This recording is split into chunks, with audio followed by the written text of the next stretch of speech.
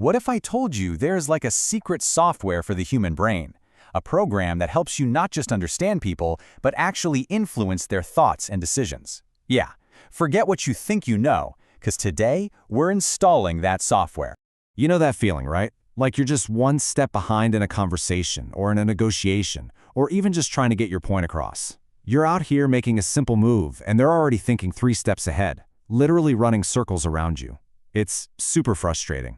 Well, guess what? That ends today. It's time to stop playing checkers. It's time to learn the rules of chess, to understand the deep-down psychology that drives every single human interaction. It is time to level up.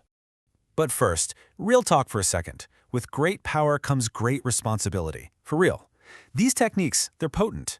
The goal here is to connect better, to lead with some integrity, to build stronger relationships, not to be a villain. We on the same page? All right, let's get into the first play. First up, we got the reverse psychology play. This one taps into a fundamental, almost childish part of our brain. That irresistible urge to do the exact opposite of what someone tells you to do. It's kind of like a quiet weakness in our wiring. Just look at how this flips the script. A direct ask, "Yo, can you help me?" That just invites a simple no or some lame excuse. But with the play, you're not asking for a favor, you're hitting their ego. By challenging their ability, you're pretty much daring them. And most people, they cannot resist a dare. They feel this immediate need to prove you wrong. All right, let's move on to our second technique and see how this builds. Mastering the choice. This one's for all you strategists out there. The real power isn't in forcing a decision. It's in designing the options so that you win no matter what they end up picking.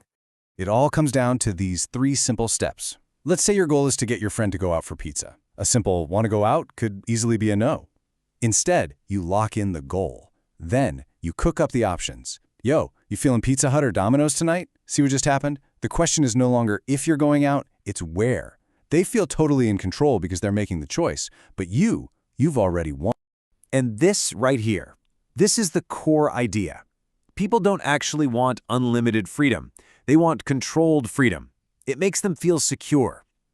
So by framing the choices, you give them that feeling of control while you guide the outcome. It's the art of the invisible win. All right, technique number 3, the guilt trip game. Now, this one is heavy, so you got to handle it with care. Guilt is one of the most powerful human emotions, period. When people feel it, they have this overwhelming need to correct their actions and make things right. It's about understanding that need, not exploiting it. Think about a friend who's always flaking on you. If you call them out directly, they're just going to get defensive, and it turns into a fight. But with this technique, you don't attack. You just hold up that emotional mirror. You make them see the impact of their actions without you having to spell it out. Oof. See how that just lands differently? It's not an accusation, it's a statement of perceived fact. This line forces them to confront their own behavior. All of a sudden, they're the one who needs to apologize, to explain, to make it up to you. You didn't force a thing. You just let their own conscience do the heavy lifting. Moving on to number 4, and this is a big one, the emotional hijack. Let's be real. We all like to think we're these logical beings, but we're not. We are walking, talking bundles of feelings that just occasionally use logic to justify what we already feel. Forget what you think you know. We make decisions based on vibes, fear, excitement, pride, love.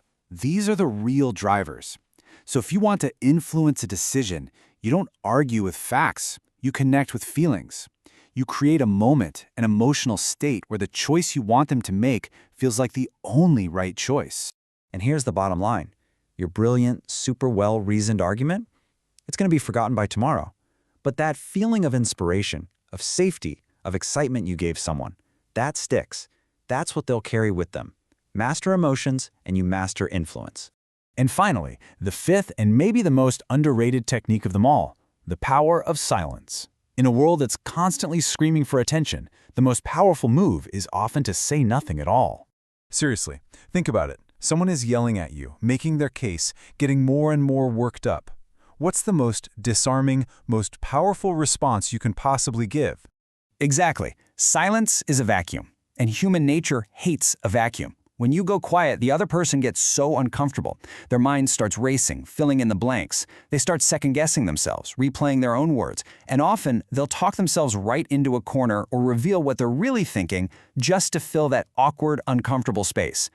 So there it is, your new playbook, the reverse psychology play to tap into their ego, mastering the choice to frame the whole game, the guilt trip game to hold up that emotional mirror, the emotional hijack to connect with what really drives them, and the power of silence to own the room without even saying a word. But look, at the end of the day, this is not about being some puppet master. It's about upgrading your emotional IQ.